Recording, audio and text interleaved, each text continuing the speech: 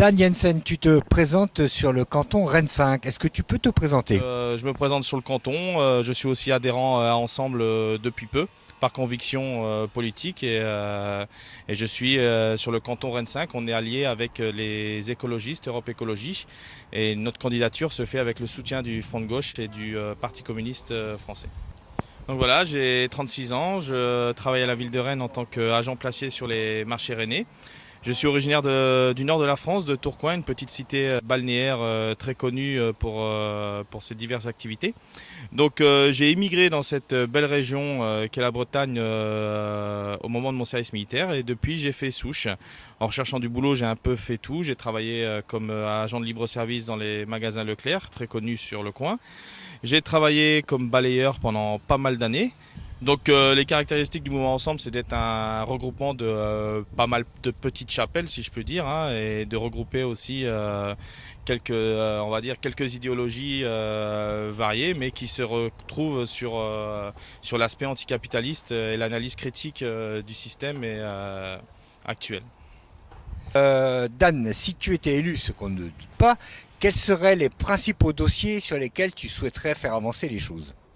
Déjà avoir une transparence totale sur tout ce qui se passe dans ces murs, dans les murs du Conseil général, notamment l'attribution des aides publiques diverses et variées et les contrats qui sont passés avec toutes les entreprises du secteur privé, ce qui peut concerner plein de domaines, le domaine des routes, de la petite enfance, etc., etc. Essayer de batailler ferme pour introduire la proportionnelle, avoir un regard sur tout ce qui se passe, donc je l'ai dit, de la population, et dénoncer tous les coups portés aux salariés du Conseil général et à la population. La lutte des Grecs, elle est pas isolée, hein, elle est mondiale. Ce qui leur arrive, ça pourrait nous arriver à nous demain. Donc voilà, Syriza aujourd'hui au gouvernement, enfin qui détient les rênes du pouvoir, si je puis dire, hein, parce que le réel pouvoir il est économique surtout. Et ben ils ont tout ils ont tout le soutien des travailleurs conscients français qui leur souhaitent bonne lutte. Et je crois que toutes nos luttes ici, elles sont pas indissociables de ce qui se passe là-bas. Oui, je suis optimiste. Il y a aucune raison d'être pessimiste, car le monde, si on le voit à l'échelle de notre voisinage, c'est sûr que des fois on peut un peu faire la gueule, hein, si je peux dire.